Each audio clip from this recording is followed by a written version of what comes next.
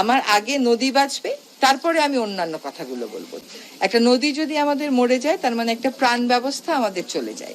তারপরে আমরা পানির জন্য হাহাকার করব। হ্যালো ভিউয়ার্স, আসসালামু আলাইকুম। 19শে মে সোমবার নদী থেকে মাছ ধরে আসার পথে পুলিশ আমাদের চারঘাট ব্রিজের ওপর সমস্ত গাড়ি সাইড করে রাস্তা ক্লিয়ার করছেন। পরে জানতে পারলাম পানি সম্পদ মন্ত্রণালয়ের উপদেষ্টা সৈয়দা রিজিওনা হাসান নদীর উৎসমুখ পরিদর্শনে এসেছেন, যেখানে পুলিশ এবং সাংবাদিক এসেছেন।